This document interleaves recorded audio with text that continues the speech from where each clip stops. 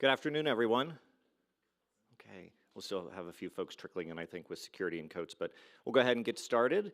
So my name is Lance Lindauer, and along with Dr. Dave Barnes, we have the distinct pleasure of co-hosting this panel that's entitled Control, Alt, Deterrence, Rethinking Stability in the Age of Cyber, AI, and Autonomy.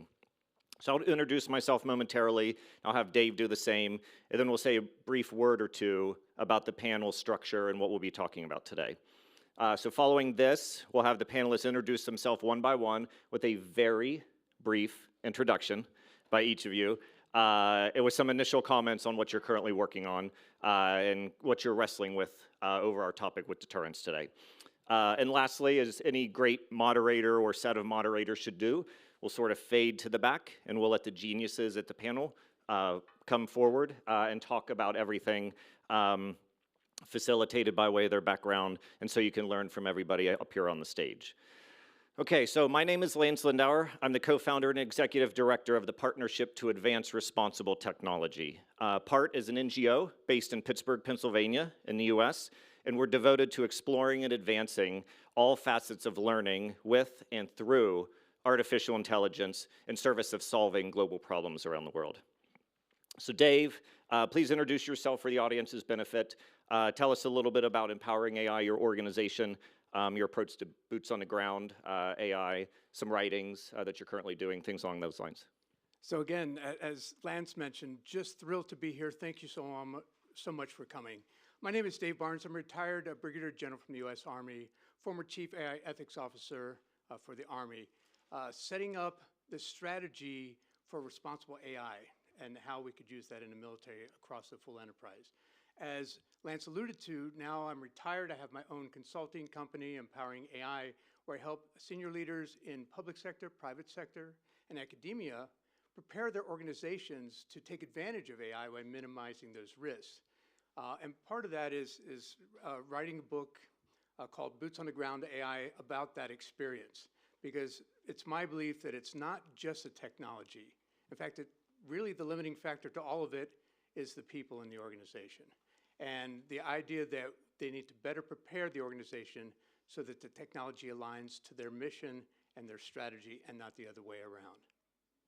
Fantastic, thanks Dave. Okay, to the panel. So just a brief intro to their topic, and then I'll start with Lauren and have Lauren introduce herself along with the other panelists. Okay, so for over 80 years, deterrence has been the cornerstone of global security, but AI and autonomous systems are now reshaping those foundations. Today, AI-enabled operations blur thresholds, compress decision-making time, and empower both state and non-state actors, amongst other actions and across other entities. This panel aims to examine how AI and autonomy are altering deterrence theory and practice and explore the policies, strategies, and cooperative mechanisms required for states, alliances, and industry to adapt responsibly to the rapidly evolving security environment. To that end, Lauren, brief introduction, if you would, what you're currently working on or wrestling with in the field of deterrence, then we'll just go one by one from there. Sounds great. It's a pleasure to be here. Thanks so much for having me and for putting this awesome panel together. I'm Lauren Kahn. I'm a senior research analyst at the Center for Security and Emerging Technology, or CSET, at Georgetown University. I work on defense innovation issues and military applications of AI, but more specifically, I'm really interested in looking at human-machine teaming and how do we effectively leverage automated, autonomous, increasingly AI-enabled systems and use them appropriately and effectively, and how do we train humans to do so, as well as confidence-building measures for AI. So what can states do in sort of low-hanging fruit in order to govern these systems more effectively? Felix? Yeah, my name is Felix Rank. I'm here representing an NGO focusing on ethical AI, which I run on the side besides my day job in industry, where we work with AI from an industrial perspective. My NGO is called the German Forum for Ethical Machine Decision Making. We advocate for the ethical questions that need to be raised and talked about AI, and of course deterrence and defense in general is a huge sector that is growing these days. So I'm really interested also about human-machine teams or human-machine collaboration. We can dive deeper into that, and looking forward to the discussion. My name is Christoph Lütge. I'm a professor of business ethics at the Technical University of Munich, and I'm also the director of the Institute for Ethics in AI. who is hosting this conversation with our partners, of course, from abroad, and many of our members who are sitting here. And I'm very happy to say that we have been now for more than 6 years been working on all sorts of aspects of ethics of AI, autonomous driving, smart cities, healthcare, and so on. And now, I think now it's the time to focus more on the military side.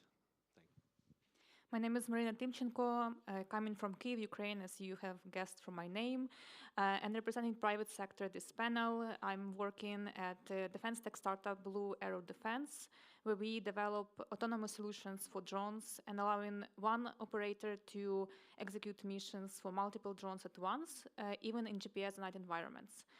Before that, I worked at a software development company focusing on extended reality and AI, and my academic background is in security studies. So here, I'm happy to offer the developer's perspective on AI and autonomy. Happy to be here. No, fantastic. And again, I'm just thrilled to be a member of this panel. Part of the intent of this panel was, as you heard, bring together practitioners, right? People who are actually building these systems, people working on the policy side, academics, people who have worked in government and continue to support government in different capacities, right? To get a broad area of perspectives. And part of it is a couple of themes that are rattling in my head. So, and think about, does AI change deterrence, right? Or is it just going to accelerate it, like everything else we hear? Does the stability that we currently have or don't have, how does AI sort of affect that? Does it really push at the boundaries, at the seams and break, or is it something that's malleable? And this theme that you've heard a number of our esteemed panelists mention, what about our conception of human control and accountability? Where do we continue to fit in that process, which has really been the domain of the human, right? And now we have the technology to be able to perhaps even change it. So my first question to the panel, I'm going to start with Lauren, is, when we're thinking about deterrence, does AI change it? I mean, do we need to come up with a new theory? Do we need to modify it? Or maybe we should think of AI as a set of tools that maybe just, like I mentioned, accelerate it. And I'm really interested to hear the panelists' thoughts on that. So I'll go ahead and start with you. Sure. I'm going to take the prerogative and cheat and pick a third option, which is that it complicates it. It might accelerate in some cases, might slow down in others. But I think the really important thing is that my perspective on AI in general is, as far as we will get and on all the promises about agentic AI, increasingly autonomous systems, it is ultimately a set of technologies that are general purpose, enabling technologies that will be used by and relied upon for humans, by humans. Either, you have a human input and a machine output, or vice versa. And so I think, to think about where it's going to change deterrence or alter deterrence or complicate deterrence, we have to look at that relative risk where AI introduces things, where it's unique, idiosyncratic sort of characteristics, things like opacity, things like ability to kind of adapt and learn on its own. Where do those kind of change the frameworks that we have existing? I do think that we have some tools in our toolkit and frameworks to already kind of address most of these issues. So it's going to be picking out those unique kind of cases where AI will kind of alter those or dramatize those. I think that we think about this in the case of first accidents, right, where AI might make accidents more likely. Second, inadvertent escalation, where it might make, the escalation ladder look a little bit different from what we're used to, either adds options or decreases options. And then third, even unintentional conflict, right, where states, because of, damaged ability to signal or complicated ability to signal, might end up in a situation that they don't wish to be in. That's fantastic. I mean, it very much parallels some of my thinking and also some of the concerns that I have in the sense of, are we ready then for these? Are we going to know when we're going to reach these different thresholds, right? What would be the indicators and whatnot? But please, Yeah, I would like to agree, first of all, with Lauren, and also to add that we as practitioners, when we develop autonomous systems, we are always thinking of keeping human in the loop and of what we call fail-safes. So what happens if the signal is lost or if the communications are jammed and human does not have access to this autonomous system? So does the drone continue its way on eliminating the target, or should it hover and stay and wait for the signal to come back, or should it just return home? So those are things that we need to actually put in code and put in these behavior trees in the drones for them to work properly, because the AI cannot be held accountable, and we as developers, we don't want to be accountable for the mistake of the system we developed. So we need to be thinking of that carefully when we work on this. I can jump right into that, because a question that also what you alluded to in the beginning, what drives us right now, what drives me right now, is really separating between what is accountability, what is responsibility, what is liability, how do these play together? I'm really coming from like the philosophical, what do these terms actually mean for us? How do they impact us? I mean, in the end, in my opinion, you require responsibility of a person, usually.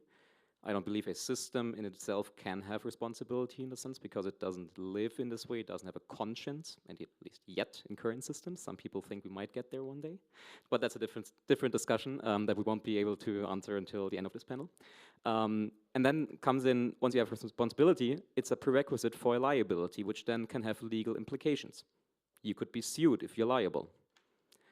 So this kind of sequence is being changed also when you talk about human-machine teams. Then again, another term, team, would maybe mean that you have somebody equal on the same level. Also collaboration. Maybe something like a human-machine system, it's what I like to talk more about, because then it also gets us away from this kind of emotional, like we have these robots with the little goggly eyes, and they look really cute, and we feel like, oh, this is somebody listening to me and feels like they understand me. But actually, in the end, it's still, as you can probably vouch for, it's still zeros and ones. Well, no, unless we're talking about quantum, that's a different thing. But for now, zeros and ones in the back. Of course, how they react, which emotions they might show on the outside, of course, they can have an effect on us. Just like with animals. Some animals we find cute, others less cute. That might impact on whether we would like to eat them or not. But these are some of the questions that we deal with, and also some of the differentiations in wording we try to make through our work at the forum to make sure that we talk about the right things and we also get to the ground. And then again, AI. What is AI? I mean, probably everybody has their own definition of AI. And since this is all unclear and things are changing so quickly, it's also hard to stay ahead of the curve. And this is why these talks and these conversations are important, to try and distinguish that a bit. What are we talking about? What are the levers we might be able to take? Yeah, I don't want to go into the definition of AI, because then we could be here forever. But I think you mentioned a very important topic, the human oversight, and that concerns all sorts of AI systems, of course, not just in this field. And I think that there is a fundamental difference, and you mentioned implicitly that between basically two sorts of AI systems. So there are those types of AI systems where you can always have a human check what's going on, or human decide eventually.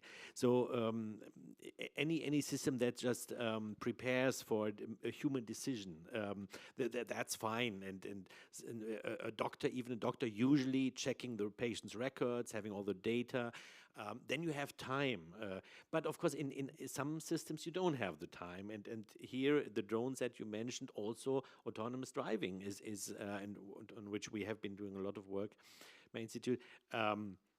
Those are systems where you cannot you cannot wait for a human decision, basically. So you have to really have these fail-safe mechanisms. And I think those systems are getting more important. Maybe in other areas it's also getting more time critical. It depends. So it's a complicated thing. But I mean, to say what is human oversight, what does it mean for these different types of systems? It's very important to specify that. And so there's not one size fits all, I think. And you have to think about exactly those types of mechanisms which come into place when something goes wrong basically and you don't have time. Great. So let's, as a panel, let's stick there then.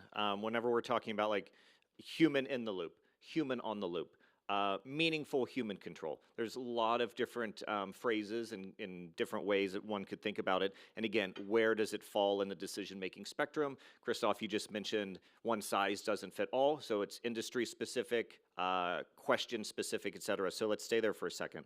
So thinking about meaningful human control, is it a real stabilizing mechanism in deterrence-relevant systems?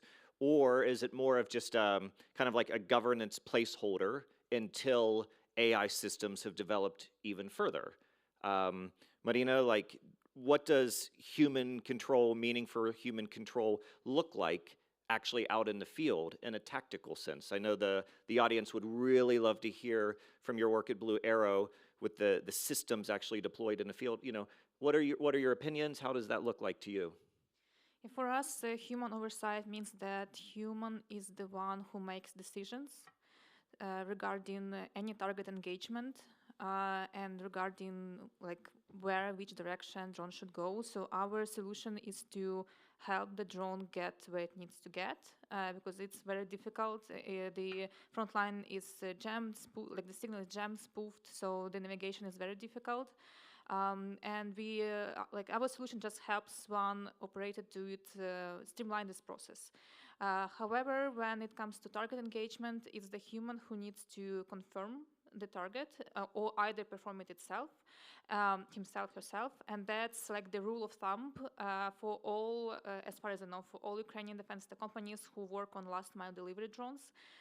So the last mile delivery drone is the system where the target engagement will last like 300 or 500 miles autonomously because the signal is being jammed. But before that, the pilot, they need to lock on a target and confirm that this target should be eliminated. So still this decision is made by human. The drones, they don't make decisions themselves. And that's essential because that's also like when we develop something, we talk to our end users, and our end users are military units. And military units, they don't want, they're not even thinking in terms of the ethics. What they don't want to happen is they don't want this weapon to kill someone who they own by accident, or to damage their equipment by accident. And what happens on the front line, like the front line is a gray area. The armored vehicles, tanks can be captured by either party, and you can have your own folks there doing some mission, or maybe they're held prisoners of war. So you don't want to take someone's life accidentally. So that's why it's their requirement that these decisions should stay with the human and not be, this should not be an autonomous action. That's fantastic. That's brilliant. Maryna, you brought up ethics, and so we'll go to Christoph last to talk about ethics in this section, but to bring us home there. Lauren, Felix, like thoughts there in terms of, not getting into the definition of meaningfulness, because then, like Christoph said, if we're getting into definitions, we might be here all night for various things. But I did like your positivity in your first comment about this panel could definitely solve some things in 90 minutes. So, so thoughts, I mean, focused on like the human in the loop, meaningful contributions, thoughts there from your work. So I'm going to set the stage a bit for you to finish up then this round of questions, and let's see what happens in between. So I think it plays in quite well with some of the classic ethical frameworks we see, because one of the values in such a framework could be accuracy, because you want to know in advance, ideally, how accurate is your system. And as you said, accuracy is crucial in those environments, and not just there, in any environment where you have AI. So I believe ethics in that sense can also provide frameworks that help improve these situations, in the sense that you would like to have accuracy, you would like to have some sort of, let's say, oversight, even though there is some technology working in between that you might not understand fully, especially as an operator on the front lines. But yeah, just that comment. Over to you, and then looking forward to hearing your closing on that. I no longer work for the U.S. government. This doesn't, reflect the position of the U.S. government, but I do have some baggage from working on these issues during that time, and I really don't like the phrase human in the loop, meaningful human control. I really think that it adds a false sense of security, like everything will be fine if we put a human there to give it oversight. When we realize that most of the accidents that happen today, again, are in that really critical point where you have this transition from human and machine, where the human doesn't properly understand the limitations, doesn't know how to apply it, or again, is kind of, has automation bias, just over delegates to the machine, lets them make the decisions, and it says it'll notify me if something goes wrong, right? And that's not the case. On the bright side, that is a very mitigatable issue, through things like training, standard operating procedures, clever human factors engineering and system design. So it isn't a problem that we can solve. But it means that, again, to your point, it's no one size fits all. I think the more comprehensive phrase that I've used and liked in the past is appropriate level of human judgment, right? Sometimes in certain cases, like maybe in the case of nuclear weapons, that means you do need human control, or absolutely no AI regarding the use and employment of nuclear weapon systems. In other cases, like defensive autonomous systems, something like the Aegis missile system or the Patriot missile system, you might not need, a human to actually select and engage a target or approve, right? But there's this spectrum of systems that we want to have, and this spectrum of human involvement, which I think is going to be really challenging, but I think that's also why we need to think about a lot of these systems in context. Where are we going to use them, and then what are the existing mechanisms that we have in place, and where are the experts on those systems and can help us kind of identify maybe where the pain points are, or where we need to be on the lookout for, once we implement these systems, we might see some problems start to crop up, and how do we then integrate that feedback in a way that's quick and responsive? Yeah, that's great. The appropriate level of human judgment. Would love to dive deeper into that throughout the panel. But Dave and I are up here at the privilege of TUM, the Institute for the Ethics of AI. So ethics, Christoph. So rounding out this topic here, can you give us some brief thoughts about, where does the ethical framework fall in? Where do, international standards and ethics apply here? Some thoughts. Yeah, of course, this is a very, very broad question, but what I would say from an ethics point of view, ethics is not just it's not just morality. It's not just you have a number of standards or values and you apply them and that's it. I think that's much too simple. The ethics lies in a lot of things. The ethics lies also, for example, in the questions of how accurate is the system. What you mentioned, in a lot of technical ethics can be partly in a lot of technical details as well.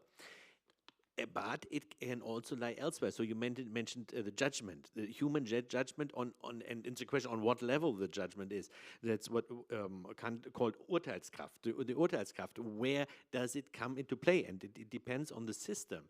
I think one very important point when it comes to AI ethics, which is not often mentioned, is that how and on what level can you implement a point where a human critical intervention can come into play, like where you can decide against what maybe the system tells you, what the overwhelming evidence seems to be for, but maybe it's wrong, and if all is going in the same direction, and so people are totally relying on the, as we say, overconfident in the system and what it tells you, I think that can be dangerous, and ethics not only, but can be partly that side. How can you be critical and towards the system, and to learn to take a critical stance maybe against the system. This is also part of the ethics. So maybe, a bit about what ethics could be. Oh, that's perfect. If I may jump in for just Yeah, one second, please. because I think it fits really well into the autonomy question of the human then. In lots of processes, maybe you know it from if you're calling customer support, you have some problem, and then the person, if there's even a person on the other line of the phone anymore, they will tell you, oh, sorry, there's nothing I can do here. The system is telling me it's this way. So if you don't have the autonomy to override the system decision, then this won't work. So it depends on the whole process designed. Yeah, but I fully agree. Yeah. Yeah, and that's a great segue, because so far we spent a lot of time human-machine teaming and also talking about AI and autonomy in physical AI, right, with drones and whatnot. And Felix, you raised a point earlier in the panel that I thought was really great, thinking about the human-machine team. So, right now in the current technological state, we might think of AI as a tool, right? Maybe eventually as the technology matures, it becomes a partner. But very soon, right, work is going on where AI becomes your leader. And shifting a little bit and thinking about, ADM, right, augmented or automated assisted decision making, right, in a sense relative both on the battlefield but also on the deterrent side, right, where you're actually taking that information at a speed that, very much may limit a decision maker's ability to react to that, either to turn the system off, maybe to de-escalate, or maybe to escalate to a growing threat. And so I was wondering how that dimension might be shifting as well. Quickly and then leave for the others. So I think this is already the case in many ways. If you look at platform economies, like ride-sharing apps, there's already an AI who is the leader of these drivers. The algorithm is telling the drivers where to go next, which people to pick up. So in this sense, I mean, they're all independent contractors, as you might know. They're not working for these companies, so they're all on their own. But they're AI in that sense. It's algorithms. It's not like the LLMs you would have or GPTs, etc. It's been around for a bit, and the leadership part has already been taken over by AI on a huge scale, on a global scale even, in these systems. Maybe, I don't know if that was your question or that direction, but that's something that came to my mind on that point. Absolutely, because I absolutely agree. It's not new. If you think to 2008, right, the financial crisis, right? I mean, on the financial side, that wasn't generative AI. These weren't frontier models doing it, but that the errors occurred and they repeated themselves and so rapidly that the systems put in place, both policy and technology, were insufficient to rapidly be able to put your finger in the dam, to prevent further harm until it had to, in a sense, run its course, right? It was a mad scramble. Well, now advance that forward, right, in terms of what the frontier is today, in terms of our interaction between states, what we see in current conflicts that are happening, across the globe, others that are simmering under the surface, right? Leaders are going to continue to depend on these systems, right, that are already being used and already being generated, and do those concerns go away, or, I think it's about education in the end. Educating everybody who is dealing with an AI system, be it on the management level, on a policy level, on a user level, or being affected by the results, like credit scoring, for example. How do these systems work? How does AI work in general? What different kinds of AI is there? Like the AI that has been around since the 70s. The AI that has just come up in the last 2 years now. What's the difference? How does it work? What works good? What doesn't work good? What is maybe just random or stochastic, and what is maybe also deterministic? So in the end, it's about education and making sure that people don't feel like they're chasing the next hype in terms of the latest model of GPT that can do a little bit better things in a little bit more domains. But also understanding, okay, what is the big picture? Where are we heading when we rely on these systems, and what can we use them for in a good way, in a reliable way, and where are maybe, say, classical machine learning algorithms better for? So for me, it's about literacy in that sense. Yeah, I agree, and I also want to add that in future it will also concern the best practices or sort of rules for all practitioners and developers, engineers. There are no rules so far, at least from what I know when it comes to development. There are certain criteria that you need to fit when you apply for some sort of grants or funding on how your solution is supposed to work. And the criteria is very technical, so it's just a certain percent of false positives that you are allowed to make, or percent of recognition of correctly recognized targets. But there are no certain criteria on how the system is supposed to work. But I think this is what's coming next. So I hope we will see this set of rules very, very, very soon. I just wanted to add, yeah, I couldn't agree more with your point about education and literacy. I think this really comes down again to that point about automation bias and this issue of over-delegation to machines. You know, it's a common issue. You know, people always want to say accidents are rare and they should never happen, but this is one that happens all the time. You have it in, you know, you see it in Teslas, right, with people not paying attention to the machines, you know, and just letting it drive themselves. You see it in autopilot in airplanes. You see it even in like decision-making algorithms. I think there was a big scandal in the UK about post office, and you know, they just basically believed that all of these postmaster generals were embezzling rather than the very real error of, you know, the accounting system was faulty, right? So you have this myth of the like infallible machine, right? And you have these people, but what can you do about it? You can train them. There are ways to do that, and I think militaries are actually pretty, you know, despite all of the worry I think about, you know, AI decision support systems on the battlefield, it is very much a concern, but if it is addressable, I think that militaries are well positioned to do so. You know, again, they've been using a lot of these autonomous capabilities. You know, they've been using highly technical systems in life and death situations and crisis situations for decades, and so are situated to do that. I mean, not to just, you know, promote some of my own work, but lately colleagues of mine, Dr. Michael Horowitz and Dr. Resnick Samotin, were doing work on testing automation bias among populations. And we compared a sample, you know, test where we gave general population members a kind of assignment to identify, you know, is this a friendly airplane or is this an enemy airplane? And then had an AI system or a human system kind of say, actually, it was this. How often did they switch their answers, you know, in response to getting an AI system that was described as high, like well tested or low, not super well tested? How often did they change their answers?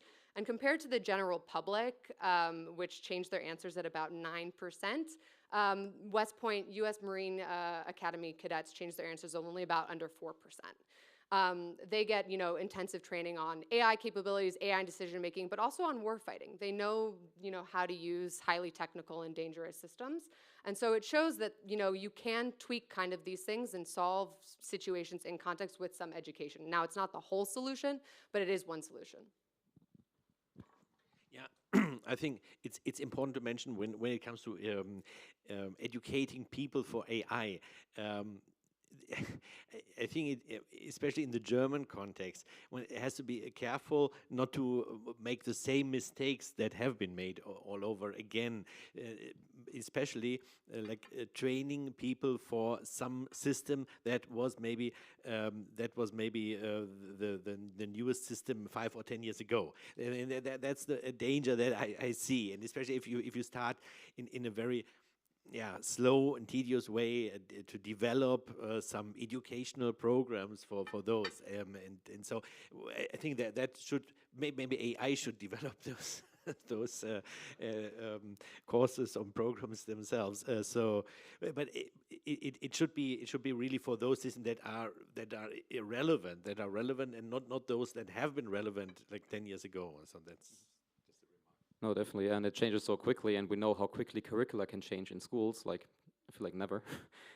So it's more about the architectures, I think, and there's many great tools that are out there to even like teach kids how an algorithm works. What is an algorithm? How can you build in blocks, and then you can build upon that and have the different systems come in. Yeah. Right, but there's another danger that is connected to that especially in Germany when it comes to the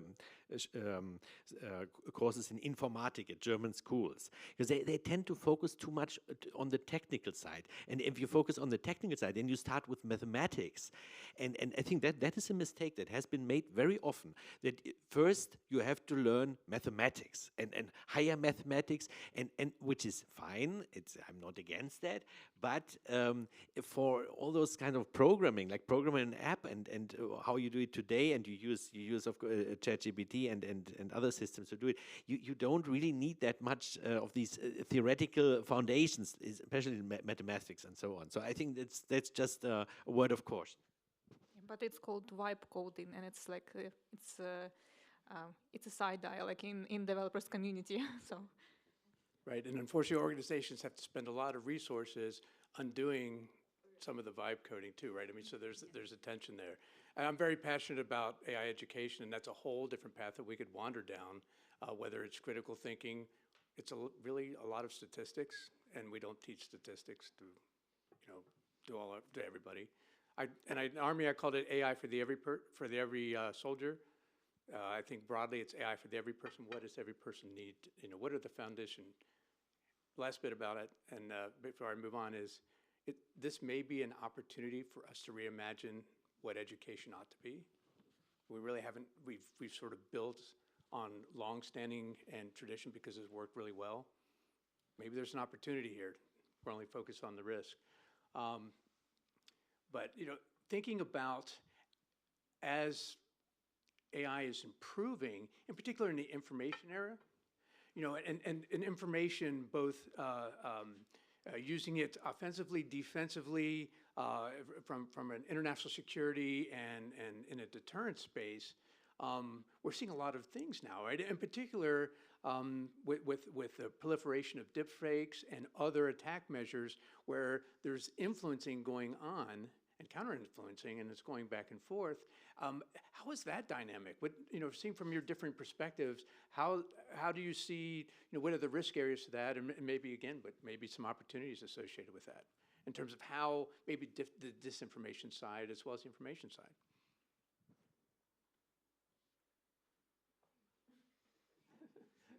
Nobody wants. I'll start, I guess. So I think it kind of plays into the initial remarks because it's just accelerating everything. I mean, just on a press of a button, you can split out a campaign individualized to lots of people around the world. I mean, it's happened before during elections many times. So you have this huge power in the hands of pretty much everybody, so it's democratized. And this is, I think, also what plays again into the defense part, because also you can use it to detect better. But in the end, I think it's a cat and mouse game, and I think it's kind of holding level. And I think what's important now is that the awareness for cybersecurity topics is increasing, and there is a huge cybersecurity conference happening in parallel as well here in Munich, where the delegations. They're not too far off from the delegations at the actual Munich Security Conference in the hotel. So this shows that cybersecurity is becoming an important topic, and cybersecurity still, I mean, hacking happens so often. Hospitals get hacked, but I think until you really get affected yourself, you're not going to believe what it can actually do in terms of harm. So I think this is something, maybe I'm not an expert in cybersecurity, I just know that it is important, and that's why I would kind of throw that in, but maybe somebody could pick it up, or maybe even later towards the end if somebody in the audience is from the field, to get in perspective. Yeah, I think that indeed in this at this stage the AI is not that good, and I mean it makes mistakes, and you can spot it. Either when it also comes to deepfakes, I know that there have been cases when deepfakes were used to reflect some of our high-level authorities, officials, but they were spotted on, and but I don't know what happens next. It might the technology is improving every day, so it will be more complex and more difficult for us to spot and to act quickly. And the same for all kind of lethal weapons that are using AI. So currently, it all comes down to the compute, and it's on the cheap drones, which are like FPV drones and bombers. It's not very good to use. So military, even military users, they prefer for the human to perform the mission, and they rely on AI when things go wrong, when signal is lost, or when they can perform it themselves. But the government itself is making incentives for them to use AI and to learn how to work with that, like through giving them e-points for purchasing drones with AI and so on. So we are preparing for that, and I think that we would be relying more and more on the decisions that not even made by AI, but are proposed by AI more and more. And my concern here is that if we are the good guys and we think about ethics and we don't want to kill any civilians by accident, our enemies, they are not thinking about that, and I don't think they would be making any precautions. I don't think they are making any precautions right now when they're developing autonomous systems, and they would be just using those en masse against us, and we might be too slow to respond. Just quickly on the point about disinformation, I find this question more of one about effects and again the relative risks. You know, you expect with all these new capabilities and way to generate, you know, convincing material, that it would lower the bar to entry, but you're not really seeing it. The same actors that are really good at churning out a lot of content are still the actors that are churning out a lot of content. You know, the tools may differ, but it really is not a question of how believable it is, because, you know, people can be convinced by a political cartoon or something that has 10 fingers. It might not matter if it confirms that the beliefs that they want to hear. So it's really a broader conversation of how do we, you know, engender trust in institutions? How in a world where, you know, we have fake news, disinformation, all of these capabilities that are increasingly hard to detect, how are we going to kind of preempt that by, you know, creating stronger institutions, stronger frameworks, assurance capabilities, you know, end-to-end verification, those kinds of questions, rather than this cat and mouse game of trying to detect it, because you're never going to win that. Perfect. So again, maybe a word of caution from my side, because I think there might be, sometimes there can be an overemphasis on these issues. We have been talking about deep fakes. It says when you mentioned the institute was founded in 2019, there was a long and strong discussion already at that time, and so. Did the world collapse? No, it didn't. And you can detect most of these. And even what I see with especially younger generation people, they immediately see, well, this is AI. Where sometimes I for me or some other people, I have to look twice. Okay, no, okay, this is not a real film of some. Manul cat, you know, everyone, those who know. Or bunnies on a trampoline. I was got by that one. Exactly. So, so I think there are some issues here, certainly, and cybersecurity, I mean, has been a discussion way before AI, of course, and it is important. But I think sometimes you can overemphasis, and the overemphasis then can lead to other measures which might be counterproductive, because you don't focus on those issues which might be much more relevant, and others. So, I mean, remember the Chaos Computer Club in Germany used to discuss cybersecurity and point to security critical issues even in the 80s, if I remember correctly. And some of these were important issues, but some of those were really like side issues, which just distracted from the main one. So that's what I'm saying. I think cybersecurity is important, but I think you have to identify what are the really relevant issues. I just want to add a quick note about, I just remembered like there was a very popular scam in Ukraine when you could receive a voicemail from your friend asking you for money, and the voicemail was generated, so they just used the voice and put some text, and this was auto-generated and sent to like your mom or your parents, your relatives asking for money to send to some bank account. Like very huge scam, and I think that the only aftermath after that is that we become more aware of the capabilities of AI, so we are cross-checking everything we receive, and I think soon we will come to some sort of 3-factor authentication for any system we are working with.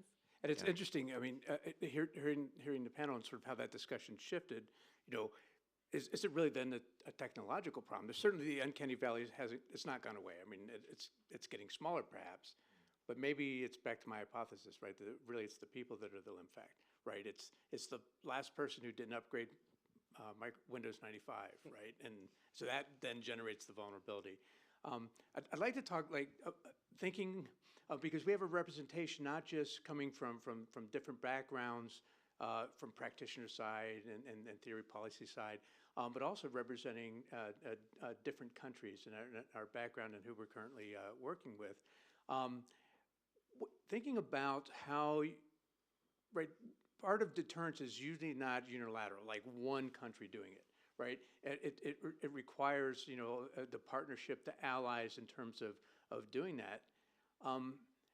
But we see advancements in AI not happening, you know, uniformly across even those who have traditionally been closest partners. So how that dynamic may be, you know, the AI or the investment in it or the advancement might be changing that dynamic, or what might need to be done to ensure that right, that there could be that collective deterrence when required.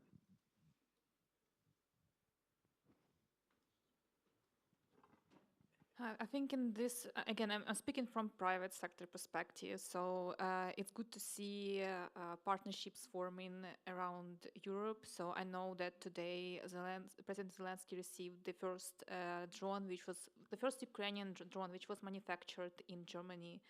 And there are some, I wouldn't call it AI capabilities, but some people might, because the definition of AI is a broad topic, but it has some AI capabilities. And I'm thinking that when we see this partnership in private sector, when the developers from different countries, they work together on autonomous systems, this can help us make these rules for any types of development, and also contribute to this collective deterrence, because the weapons we are developing, they are like being developed with this concept of common security in mind, and how this should operate on the battlefield.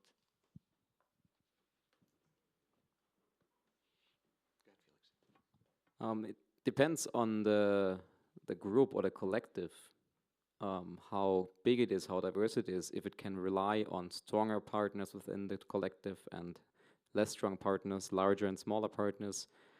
We see it in the European Union, we see it in NATO.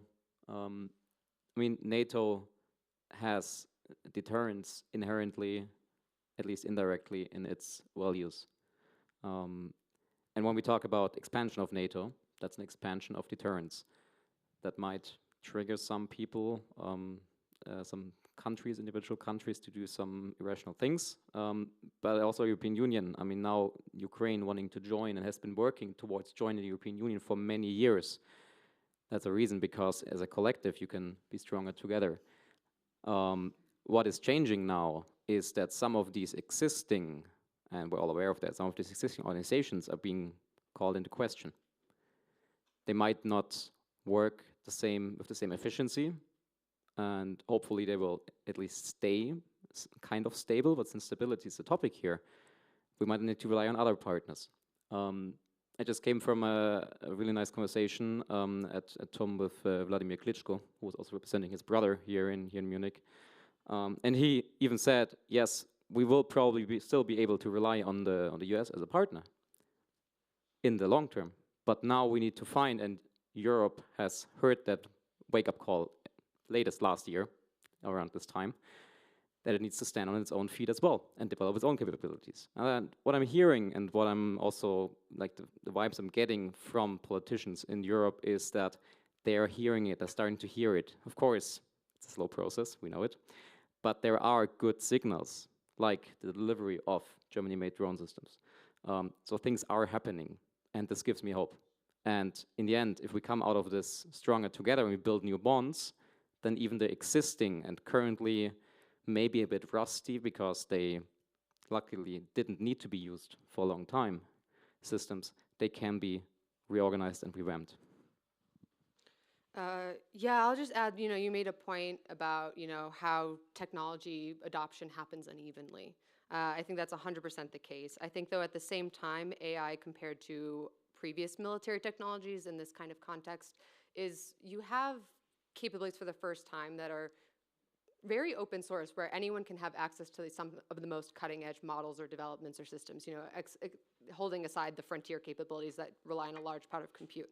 But you don't often need that for some of the most useful and efficient systems, right? You can have an AI algorithm or something that you're going to put on a drone doesn't have to have the most intensive compute. You can't fit it on that system. And so there is room still for everyone to kind of have a seat at the table. I think you see that there's a lot of room for capacity building. But you see that again in like international fora and things that are happening, like the REAIM process and the political declaration for responsible use of AI and autonomy in the military domain. You have all sorts of countries signing up to this because there are some underlying fundamental best practices and principles that everyone can kind of adopt and apply that, again, one country might adopt it for a logistics system, one country might adopt it for a weapon system, one country might develop it for back-end capabilities, but still there are some underlying kind of best practices from an engineering standpoint, a training standpoint that can be adopted and kind of instituted. And then you can learn from each other very, very well.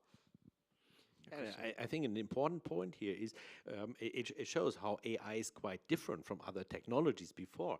I remember in I would say maybe around 2018, maybe 2019 still, we had this discussion like about AI technology, like with nuclear technology and biological weapons, how there should be this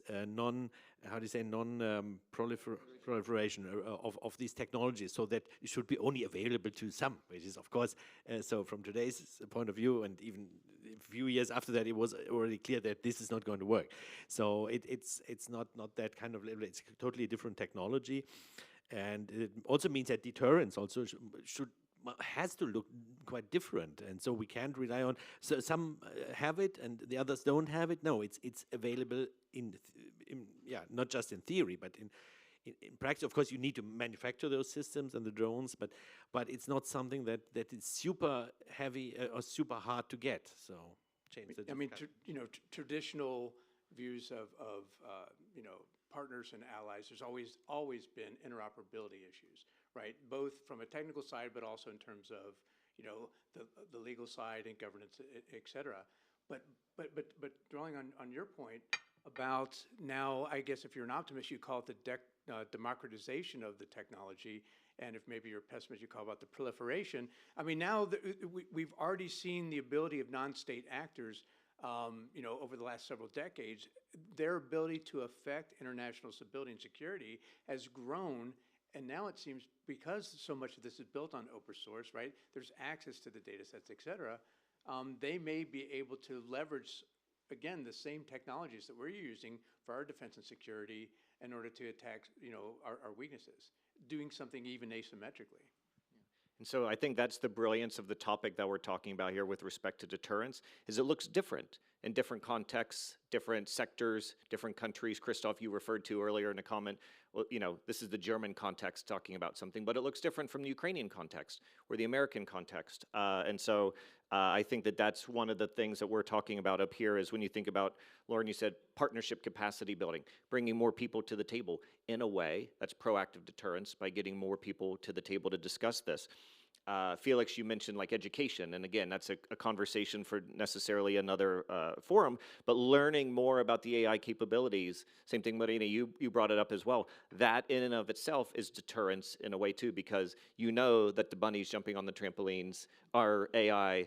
Christoph will send some more examples for you to figure that out. But so just a heads up warning, we're going to come to the audience pretty soon for some questions, so be thinking about some for our brilliant panelists up here. But maybe just like one final question to kind of round out some thinking and maybe some at least some closing thoughts prior to getting some excellent Q&A going. So it's come up before, even as recently as whenever we had a TUM event in September, talking about the defense context as well around AI, and it's the notion of the AI arms race that people have talked about, and framing it as a race to who could get the most advanced AI in this instance in the battlefield, but also in other instances. So whenever it's contextualized as this AI arms race as a global arms race with respect to AI, does that undermine responsible deterrence?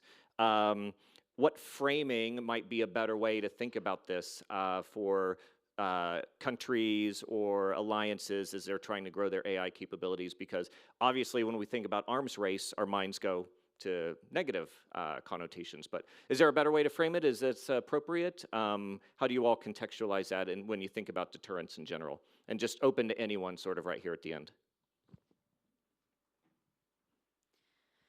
I would stick to this concept. I agree that there is currently AI arms race. I think that there are abilities to limit it, or like it's difficult to make like this non-proliferation regime for AI, obviously, because it is the technology and it can be used in any part of the world. However, the AI in itself, it's a software, right? But it needs to run on something, and usually it runs on chips which are produced in certain parts of the world.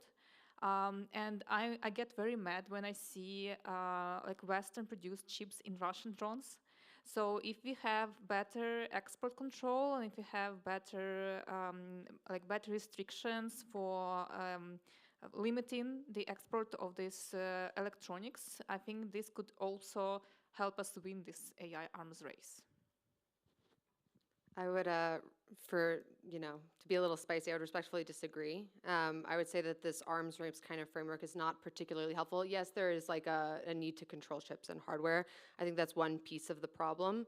I think that, when you have AI, again, we've talked a lot about what kind of technology is it. It is an enabling general purpose capability that is inherently dual use, that can be in anything. By the way that we talk about systems, we often say they're AI enabled. We can't just say in a system and know that it is inherently AI, right? Even if someone says it's AI, there's not necessarily a way to check that.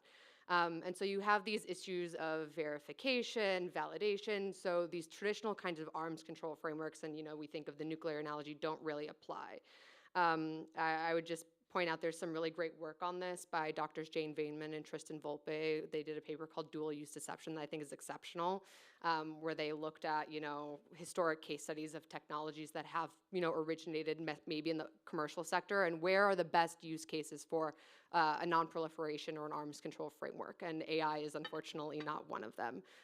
Again, and that brings us back to this kind of conversation about partners. We talk a lot about state actors, but private sector increasingly is going to have to be a partner in this as well, especially when it comes to some of those technical kind of aspects about verification and things like that. So, my take on that would go back to the, let's say, responsibility distribution. So really look at the whole value chain, or maybe say, let's call it an end-to-end process from the minerals in the earth, which, by the way, Ukraine has lots of rare earths as well. From there up until the decision being made, and with that a result. So there's some impact.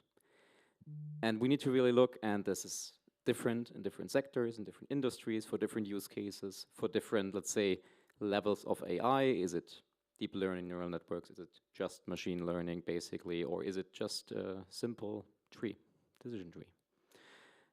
And that needs to be really separated cleanly. Otherwise, we're mixing different things together, and depending on what you have in terms of the technology, in terms of the impact, in terms of the decision, there can be different measures, and you can go in at a different stage of this process. Sometimes you cannot enter this process, especially when it's technology that's open source, when it's being used on drones that are commercially available, that are really cheap. Then you cannot come in and, I don't know, just stop people from buying these drones. It can be combined. So you need to find ways of stopping these maybe small-scale drones of having an impact. So it would be rather towards the end. Larger systems, you can start earlier with the people developing the systems, the corporations developing the systems, also maybe on the science side already. I mean, all of this technology is based on science that was researched many decades ago. So even there, you can already set some precedents and give some guidance from an ethical perspective already. Before moving on to Christoph to weigh in, just a quick question there. So you just mentioned that you were with the one of the Klitschko brothers right before this. There's a famous adage in boxing: you can go in with a plan until you get punched in the chin, and then it changes instantly. So what flexibility is given to this deterrence theory? You can go in with guidelines, partners could have plans, everything could go according to all the models that you run, all the simulations, and everything's fine until conflict erupts, until you actually geopolitically get punched in the chin. What holds over? Where does flexibility come in? Obviously, the easiest answer is, well, it depends. But, from your perspective, from your excellent work, Felix, or Lauren, I see you nodding as well, and the rest of the panel, what happens when real life intervenes? Because this is really great for us to talk about in a panel, in a safe room, but it changes. So, thoughts? So first thought is, ideally have a plan or scenarios before. So, example that always comes from, because it's an evergreen, unfortunately, is pandemics. And we've heard, for example, Bill Gates talk about pandemics for decades. And there were many plans. But in the end, COVID still hit all of the earth. I mean, some countries more than others. But I mean, we had great plans. We had great scenarios planned out. There have been pandemics that have been studied over the last decades, but we still weren't ready. And I'm fearing that if there was something similar happening, we wouldn't be a lot better at handling it. So, but still a plan is, first of all, good. Then you would have to have partners, of course. You would have to also have belief in your own skills and knowledge and have that, coming back on the education topic, sorry about that. But it is important that you understand what you're doing, what you can do, and also what you can't do. To have a real sense of what is within your grasp and where you should rather ask somebody else to do it, because oftentimes also with these rapid developments, I feel like sometimes people are afraid to admit they don't know what is actually happening, how the technology actually works. Especially when you're trying to like save face and just trying to appear as an expert. I mean, like the mathematical backgrounds, I don't know a lot about them. I'm trying to learn about them now, which is tedious, really tedious, but it will help me in some way. And if you have this, maybe, I don't know, curiousness, that can help you. But first of all, do a plan, do some scenarios, and try and figure out what isn't there right now that could happen. So kind of it's like opposite thinking. It's like what we have now, what happens if it's gone? Vladimir brought the example of water. So what happens if you don't have water? What happens if you don't have electricity? 20-story building, temperatures minus 25 outside. Now, of course, extreme examples, but this is reality for lots of people. Yeah, it's almost like, why don't we leverage what the AI does well now, right? And in the meantime, planning, right? We have a couple adages that we use in the military. One is the plan never survives first contact with the enemy, very much similar to the boxing example. And the other, attributed to Eisenhower, it's not about the plan, it's about the planning. And in a sense, from decision-making side, whether it be deterrence or security or military, you can imagine being able to develop not just 2, 3, 4, but hundreds of courses of action, and then wargaming those scenarios with lots of different variables, thousands or tens of thousands of time, to be able to present to the decision maker, a much better refined set of options for him or her to make those kind of decisions. And that seems really powerful in this place, as opposed to it. And by the way, the whole AI arms race is I think also fails. It's horrible rhetoric. It gets everyone worked up in the wrong way. It's unclear what direction we're even heading. At least in the nuclear arms race, we're heading to blow up the world many times over. This one, I don't think that's where we're heading. But I think letting the futurists and visionaries determine that may not be the right way, because we're terrible as humans at predicting what the future is, right? So in the meantime, plan for your governance, plan for your structures, move your pilots out of the sandbox, because guess what? When you implement them and try to scale them, they're going to run into the first chin, and then what? All your assumptions need to go back and revisit. Just for a moment, I was tempted to pick up on the topic of Bill Gates and pandemics, but I will refrain from it. But I wanted to get back to your original question, because you said about a metaphor or framing of arms race. Is that productive or not, basically? And what I was thinking about the arms race, I mean, now sometimes the impression is that the arms race of the Cold War was all bad. But it wasn't. I mean, it led to a lot of innovation that we had, and a lot of developments that we had on all sides, actually. Of course, fortunately, it didn't turn hot war. It remained cold, which was also due to the technologies we had at the time and the deterrence we had at the time. And so what I was going to say, the AI, if we call it an arms race, it might have positive consequences as well. We might have the dual, we have the dual use that you mentioned of all the technologies, and so it might actually lead to a lot of good and to a lot of systems that we are developing on your side as well, which might be helpful in like non-military and in peaceful contexts. I'll also just add on that point, some good things about the Cold War, and also to your point about, what do we happen? Does everything go out the window when push comes to shove? And I think this is actually a place, we talk a lot about risks, and so often these conversations get quite depressing, but this is where I'm actually quite optimistic, and why I'm kind of an advocate for confidence-building measures. They're absent of legally binding instruments. You can do some common sense rules of the road to reduce the most pernicious risks, right? Accidents, inadvertent escalation, as I mentioned, unintentional conflict, things that all states kind of agree they want to avoid. They want control over the escalatory ladder. They don't want to end up in a conflict that they didn't feel strongly about, right? And you see that in the case of the Cold War. You know, even in intense geopolitical competition, intense tension, you had things like the Open Skies proposal, the Moscow-Washington hotline, the Incidents at Sea agreement, which basically, you know, said, hey, like our sailors are getting a little too frisky out there. What can we do to kind of avoid something from going catastrophically wrong? And so you can do these kinds of things for artificial intelligence as well that can build transparency, sort of piecemeal, build us up so that when push comes to shove, you know, we aren't kind of floundering around with nothing. At the same time, you aren't restricted, but there is that precedent for transparency or avoiding the worst case scenario that states mutually agree that their incentives are aligned on that point. So, Maryna, any final thoughts there? It's very as for the question on how to plan to respond. Yeah, I have no. It's difficult for me to answer because it's very difficult to predict anything when you are in war. We are in the fog of war, and there are many unknowns. I mean, back in 2022, no one thought about drones. Like, this was just not a thing. We just had tanks and artillery, and there was like, I don't think this came like from some general's decision was to try to attach a bomb to a drone and fly it and bomb the tank. That was probably some soldier in somewhere on the front line who did that, and then this picked up as a trend.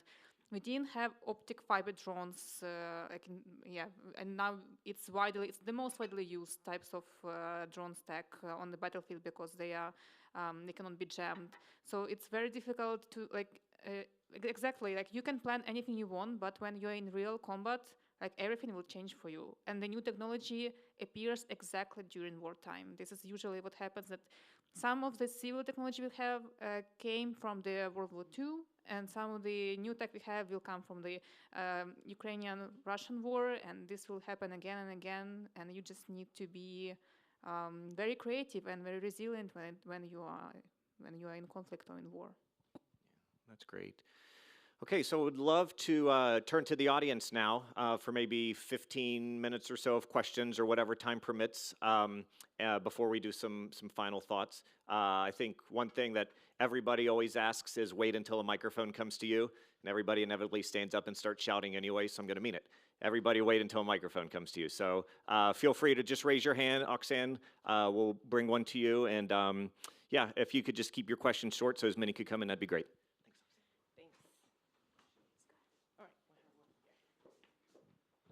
Yeah, thank you very much. My name is Maxim Logorzewski. I'm representing here IPIS think tank on foreign affairs and security.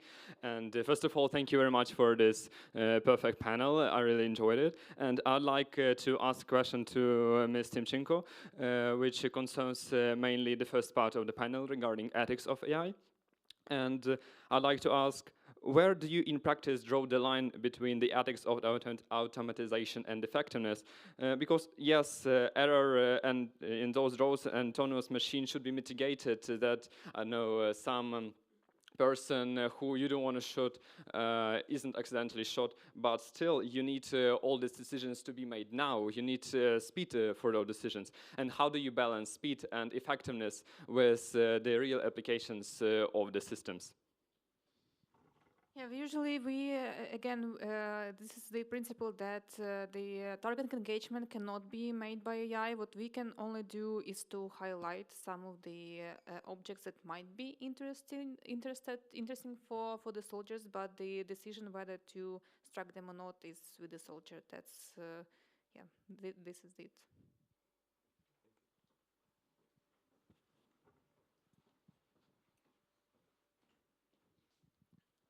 Thank you very much. Yannick Steinwender, Academic Association for Security Studies, Regensburg.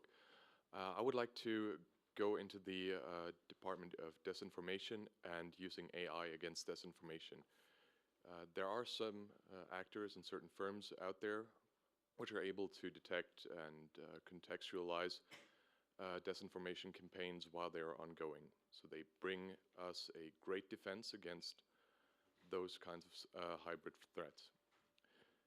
Now the problem is, talking with some of those actors, that they only seem to have peer-to-peer or bilateral agreements with other firms. And my question therefore would be towards Mr. Renk and Mr. Lütge. Why is it in Germany that those firms, those actors, are unable to connect with partners that really provide an impact, that really are able to inform the society about disinformation campaigns? Yeah, thank you for the question. I'll start and then hand over to you. So in my opinion, these measures are not a solution against disinformation, but as you stated clearly in the second part of your question, it's one way of highlighting. So you can provide additional context information. This is not going to solve disinformation because information is still out there and some people might overlook it or click it away and say, okay, I don't trust this other context, I still want to believe what I just read. The reason why, I mean, probably none of us are here able to like really say the exact reason, but what I'm assuming why there aren't many agreements is that, or like more agreements between these providers and the platforms, is that there is, of course, different interests, and some of these platforms, I mean, some are better at integrating it, some are worse. I'm not going to say any names now, but you can probably know from your own experience. And this is also reflected in their, let's say, sense of, and also their, like, let's say, moral sense of what is right and what can be said, and how deep do you actually want to go down in this, like, censorship topic, in these discussions that are being made up now, and that are not made up, but that are being created. So in my opinion, what it would need for more collaboration is also a clear line between what is free speech, and that depends, of course, on the country you're in, depends on the society you're in. There's different definitions of that, and also depends on, I guess, each and every one of us, what we believe that free speech can and is allowed to do. And this both needs to be reflected in law, so in legal systems, in the countries or in regions, but then also in the guidelines that we as society ascribe, because usually in the end it's the law, but I think we do still have some power in deciding like which platforms we are on. Yeah. 25 years ago, I was going to start a book, to write a book on the philosophy of the internet. And one of the key points I was going to make was how the internet is eroding normativity. Our joint beliefs and the implementation of norms. That's the point. I never got around to writing that book at that time, unfortunately. But I'm surprised that this is still a discussion today. I mean, at least we should recognize that this discussion is different than what we had before the internet. Yeah, I mean, we have internet 2.0, we have social media now and everything. I mean, what we can't expect to happen. It's, for example, that, and we had this discussion now, that the US government, but also society, will accept that free speech will be limited on their own soil, basically, and by those companies, by platforms. That is not going to be accepted, I believe. So I mean, that's, the internet is different, and however you think, well, we have laws, yes, and the laws apply online, yes, but there is something has changed. So I would rather recommend, I think that recommendations and guidelines in this applies to all sorts of AI ethics, can be quite interesting and can do a great job without necessarily going to the regulation part. That's what I'm saying. So and here again, do we really need to regulate this and that, or can we also do it with the regulations? With guidelines, with ethical guidelines. Hi, my name is Lara Horstman. Thank you so much for this discussion. I used to work for the United Nations for the last 8 years on digital transformation and data strategy and leveraging data and tech for conflict analysis and stuff like that. And so we've been talking a lot about guidelines and governance of AI. And my question is more from an institutional design perspective, because we see right now how our multilateral system is sort of collapsing in front of our eyes.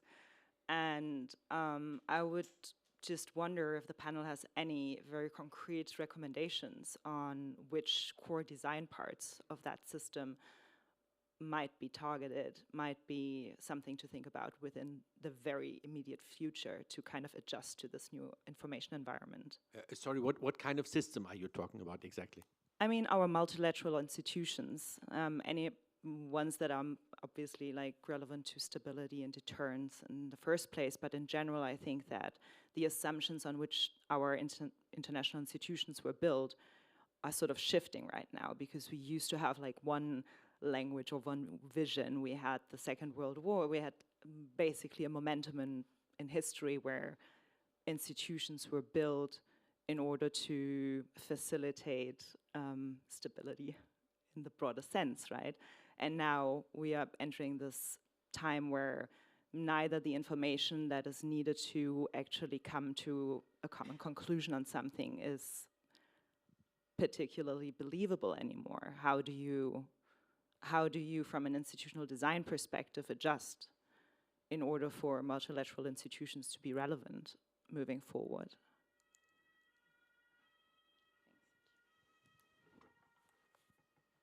I'm gonna be very pessimistic about it, but I think that multilateralism, like this international world order that we had after the Second World War, is gone. Like, it doesn't exist anymore. I mean, we have United Nations, a great organization, but it's not effective in dealing with the problems that it was built for. And the reason why the United Nations was built was to prevent any future wars, and that's why the Security Council was established, and it failed to prevent the war of Russia against Ukraine. And yeah, basically, you have we have the member of the Security Council who wages war against another country. So I think, and the topic of this year's Munich security report is that the world order is in rubble, so it's been demolished, and we can have the institutions as they are, but if they are not working anymore, like why? Yeah, I don't think there is anything we can save at this point. I think we need to rethink the whole security order and how it should be rebuilt now. Not as pessimistic, but I do think we need to step up, because a lot of these multilateral systems were too dependent on single players, or their governance structures were built in a way that, for example, as you just said, one player can just veto things that could prevent a war, could veto those motions. So we would have to really go at the core, and this is, it's not nice, it's not comforting, and I'm still optimistic, because I'm a hopeless optimist, but of course it's difficult, and I think there's a high chance that we will not succeed in this, of course. But if we really, each and every one of us thinks, okay, what influence do we have? Because we do have influence. I mean, we all have access to all these tools, right? We have the whole internet in front of us. We have the knowledge of the whole world in our hands. So we could drive some change. It might be small at first, but we can talk to some people who maybe can change a bit more. And then we might find a way to salvage these institutions. And I mean, now for NATO as an example again, I mean, what has happened is that countries have stepped up. Not voluntarily, they were pretty much forced to, but defense spending has increased in many countries. And there has been results already on that basis. So this overly reliance over the last decades on single players, I think now has gotten us a bit, but is also a chance that we can, if we have the courage and if we step up, can make something out of it. But it won't be nice and it won't be comforting. I will also try to be very, very optimistic here and go back again to confidence building measures, acknowledging that our multilateral systems and the tools available to us are shifting, if not some of them disappearing. But there are still avenues, especially with a technology like AI, that is dual use and often originates in the commercial sector. A lot of those kind of confidence building measures during the Cold War that I mentioned, including the Incidents at Sea Agreement, which ultimately ended up being a bilateral agreement between the United States and the Soviet Union, was based on, general like commercial navigation principles and how do you operate on the sea as like just a common sense, reasonable behavior and expectations for commercial entities. And so there are things that we can pull on in this space to at least keep the ball moving forward when some of these other doors are closed to us. Things like the ITU or ICAO, right? You have these institutional kind of standards bodies that are focused on specific technologies. You have international kinds of engineering societies like SAE International and IEEE.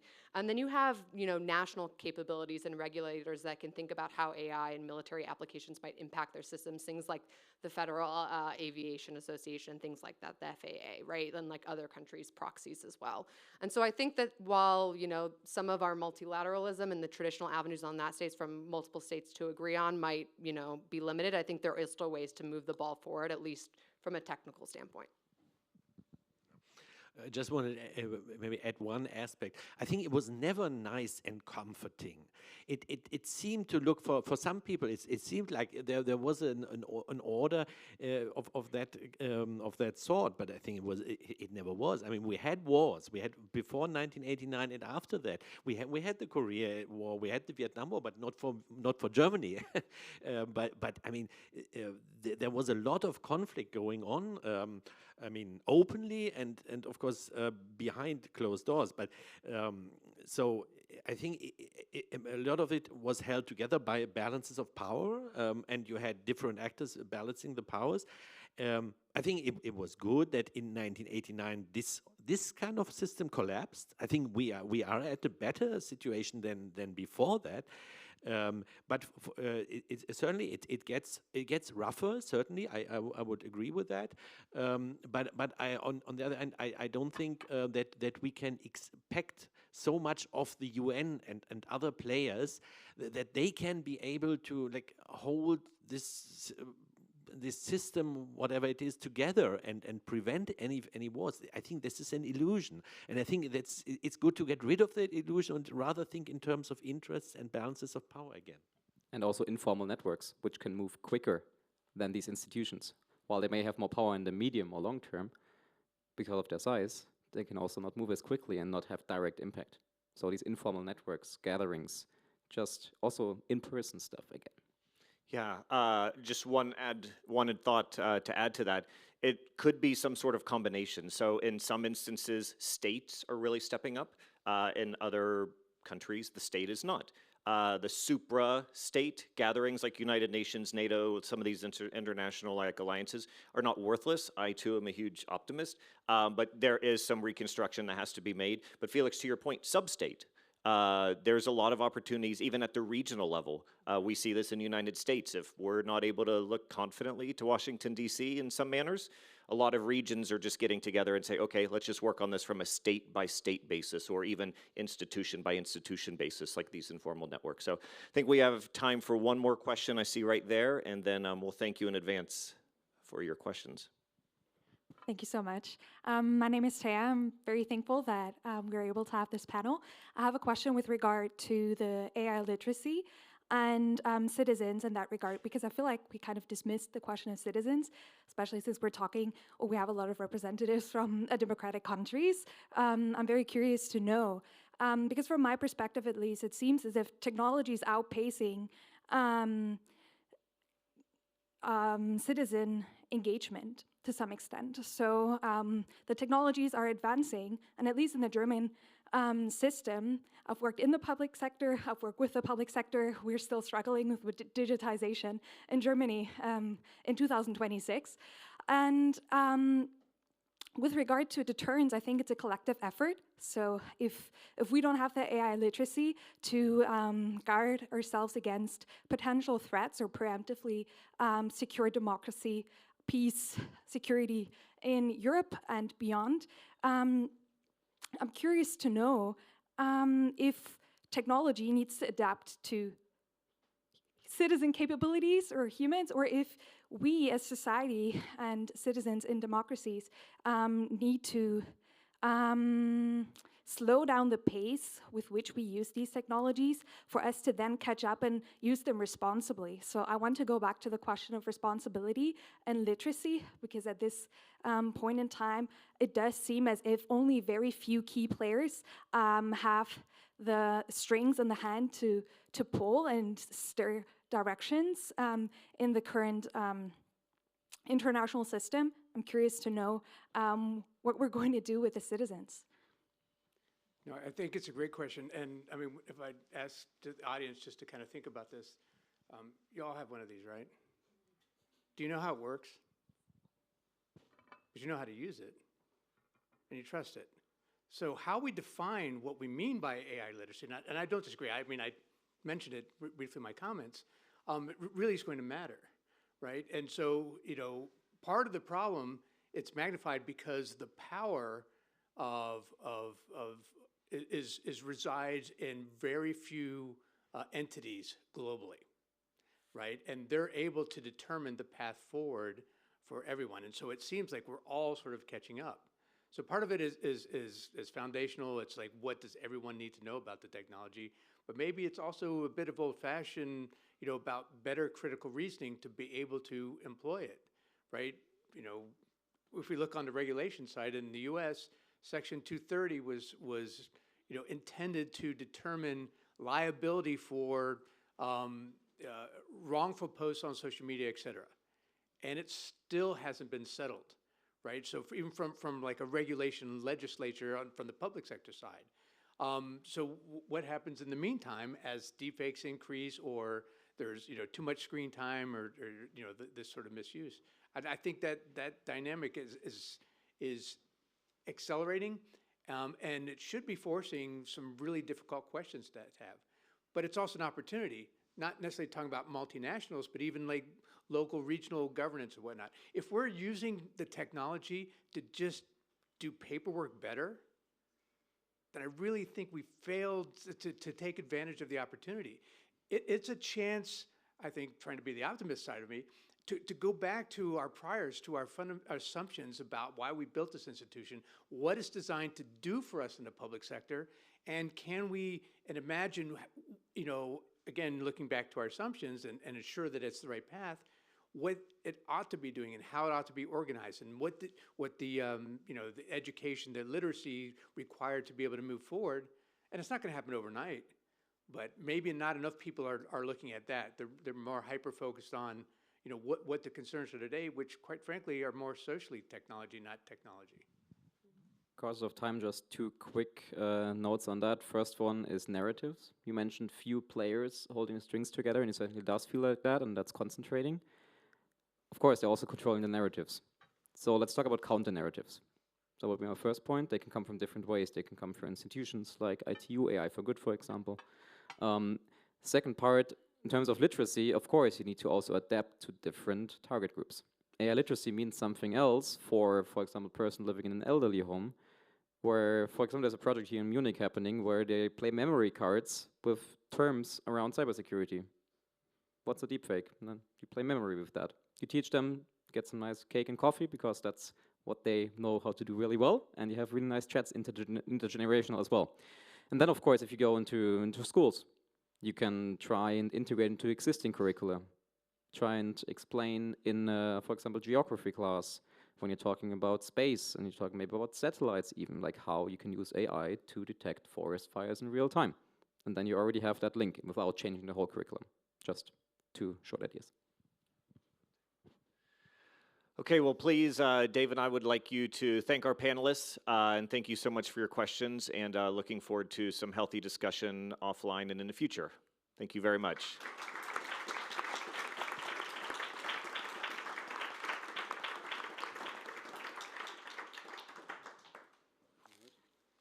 The after picture.